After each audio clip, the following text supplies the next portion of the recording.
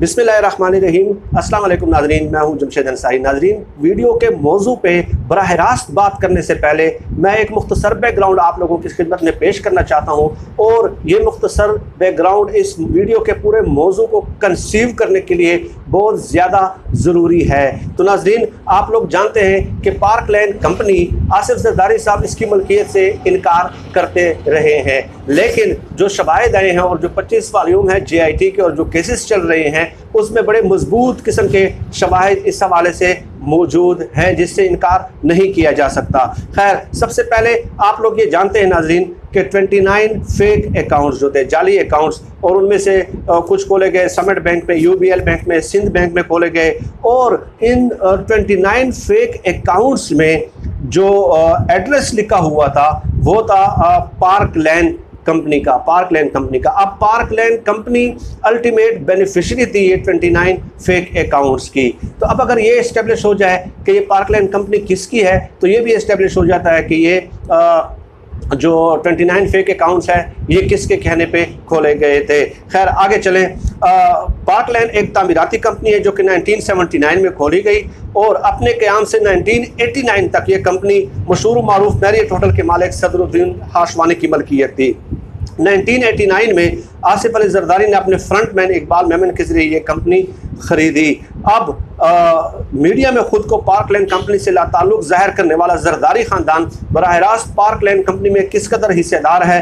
Park land company के 25% असासे आसिफ जरदारी के नाम पे, 25% असासे बिलावल भुट्टो जरदारी के नाम पे, और इसी पार्क लैंड कंपनी के 25% असासे आसिफ जरदारी के फ्रंटमैन इकबाल मेमन के नाम पे हैं। गोया पार्क लैंड कंपनी के 50% असासे जो हैं वो बराह रास्त आसिफ जरदारी और बिलावल भुट्टो जरदारी के नाम पे हैं, और 50% अपने फ्रंटमैन के नाम पे है, और वो भी ज़ाहिर है इनके ही हैं। ठीक है, तो अब ये बैकग्राउंड समझने के बाद, ये बैकग्राउंड सुनने के बाद नाज़रीन आते हैं इस मौजू पे कि आप लोगों को याद था कि गुज़श्ता साल नवंबर में ही था मेरे ख्याल में गालिबन, कि मौलाना फजल रहमान साहब बहुत ज़्यादा आपको मुतहर्रिक नज़र आए, और उन्हीं दिनों आप लोग ये भी जानते हैं कि नवाज शरीफ साहब जेल में थे और उनको ज़मानत नहीं मिली थी, और वो बैरून मुल्क इलाज की गर्ज से रवाना नहीं हुए थे।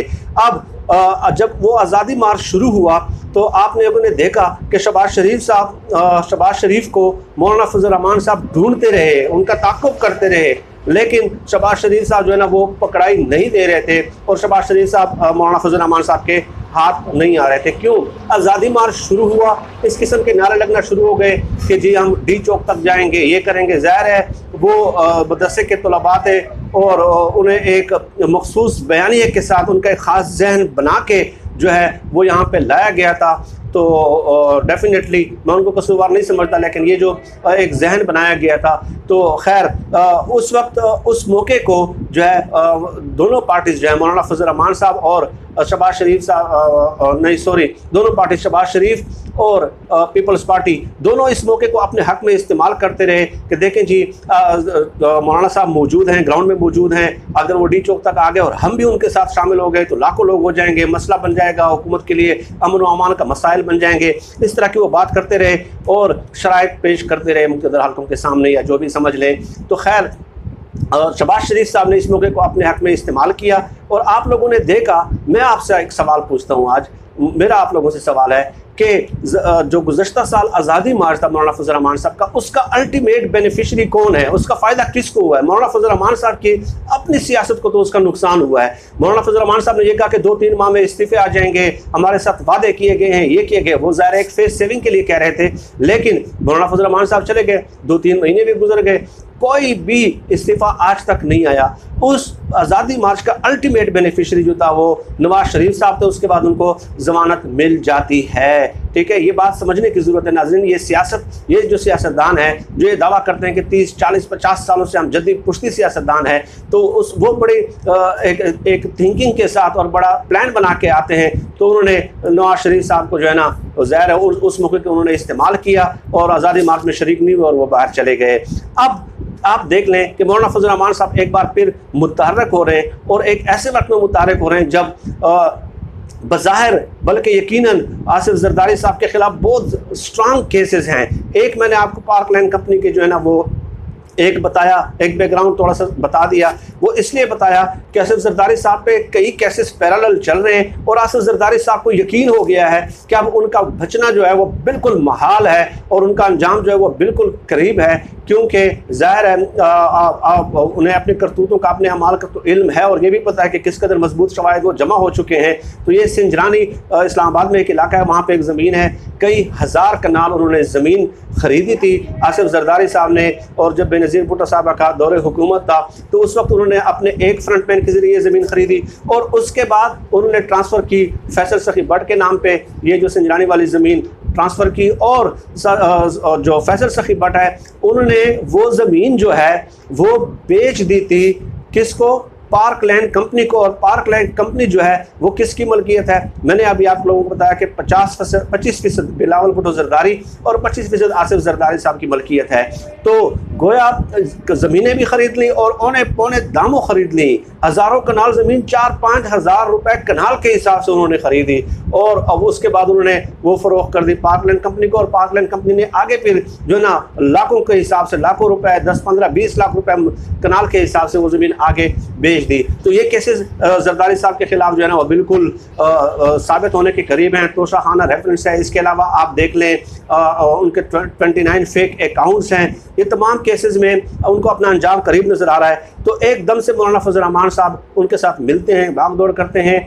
और बल्कि ये बात भी मैं आपको बता दूं कि उनको मुतहर्रिक करने वाले और एक्टिव करने वाले भी आसिफ जरदारी साहब हैं। आसिफ जरदारी साहब हैं। और अंदरूनी खाना जो बात चल रही है वो यही चल रही है कि आप एक बार फिर जो है ना इस किस्म के कोई आज़ादी मार्च या रैली या एहतजाज या प्रोटेस्ट जो है ना वो लॉन्च करना शुरू कर दें और उसके लिए ज़्यादा पैसों की और चंदों की ज़रूरत होती है।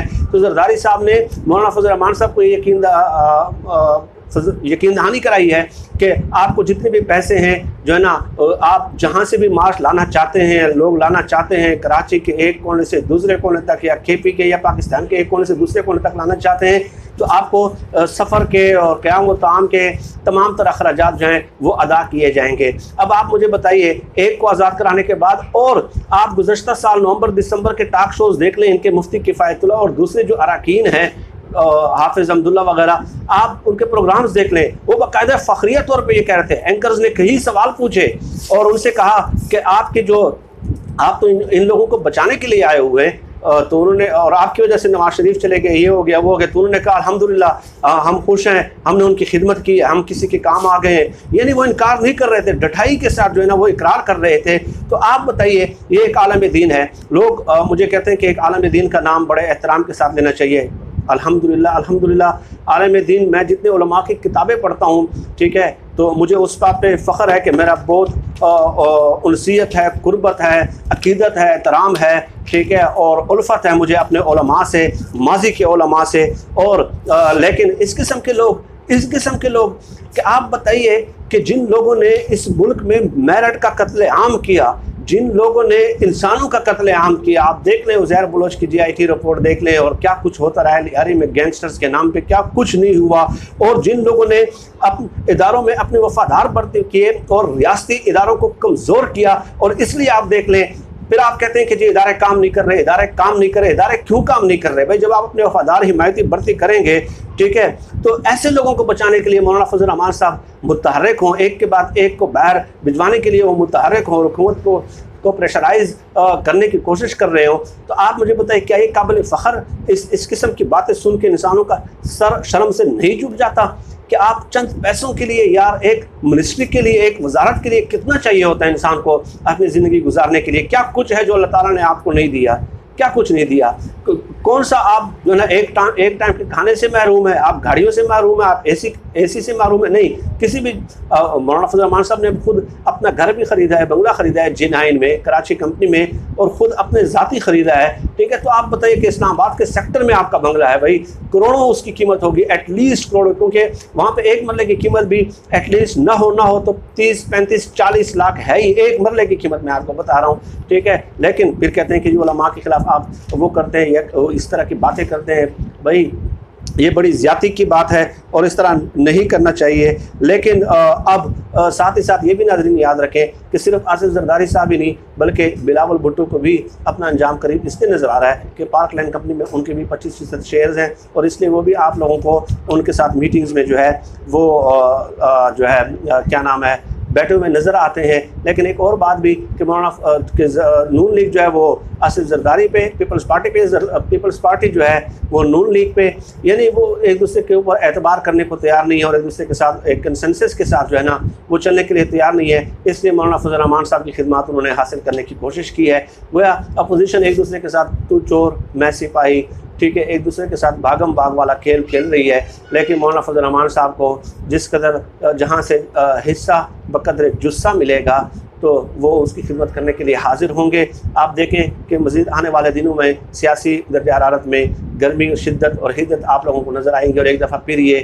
गरजते और बरसते हुए मौलाना फजल रहमान साहब आपको नज़र आएंगे। चाहिए तो ये था कि मौलाना फजल रहमान साहब बजाय इसके कि उन लोगों को हमारे सर पर मुसरत करें, पीपल्स पार्टी नून लीग को खुद अपना एक मुतबादल सियासी बयानिया देते और लीडरशिप पोटेंशियल का मुजाहरा करते और बताते कि मेरे पास मसाइल का ये हाल है, ये मुआशी, ये सियासी, ये समाजी, ये अदालती, ठीक है, ये मेरे पास एक मुतबादल सियासी बयानिया मौजूद है। लेकिन नहीं, वो अपनी सियासत उन्हीं दोनों के कंधों पे बैठ के जो है ना वो उन दोनों के कंधों पे बच्चों की तरह बैठ के ना उछलना चाहते हैं, खुश होना चाहते हैं, प्रोटोकॉल लेना चाहते हैं, सिक्योरिटी वजारत, 44 लाख की लस्सियाँ, बंगला नंबर 22 वगैरह वो लेना चाहते हैं। तो ये बड़ी अफसोसनाक बात है और ऐसे शख्स को ज़ाहिर है आलम दीन नहीं कहा जा सकता। आलम दीन के जैसे कि मैंने कहा कि अगर हमें इस्लाम सीखना है तो इस्लाम सीखने के लिए मैं पढ़ता हूँ इमाम जलालुद्दीन सयूती रहमतुल्लाह अलैह की किताबें, 900 किताबों के मुसन्नफ़ है।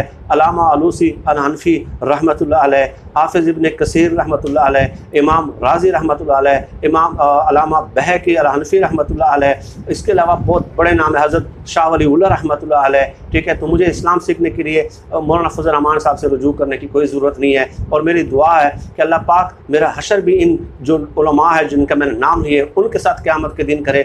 हमें इस्लाम इन्हीं लोगों से सीखना है, ठीक है। तो इस किस्म के मौलाना फजल रहमान साहब जो उन लोगों को हमारे सरों पर मुसरत करने की कोशिश करें और हर बार उन लोगों को बचाने की कोशिश करें जिन्होंने हमारे जवानों का मुस्तकबिल बर्बाद किया है, जिन्होंने मेरठ का कत्ले आम किया है, ठीक है। एक माँ अपने बच्चों को पढ़ाते उनके दूसरों के घरों में बर्तन जाके धोती है कि मेरा बेटा पढ़ेगा तो इस मुल्क में जो है ना वो मेरिट पे उसकी नौकरी लगेगी। लेकिन यहाँ पे इदारों का क्या हाल है और फिर आप कहते हैं कि वो आलम दीन के ख़िलाफ़ बात करते हैं। ऐसे लोग आलम दीन नहीं हो सकते, ऐसे लोग आलम दीन नहीं हो सकते। नाज़रीन, आज के लिए इतना ही और इस मौजूद पर मज़ीद बात होती रहेगी। आप सब लोग अपना बहुत बहुत ख्याल रखिएगा और मुझे अपने दुआओं में ख़ुसूसी तौर पर याद रखिएगा। हम सब कामयाब नासिर, पाकिस्तान जिंदाबाद।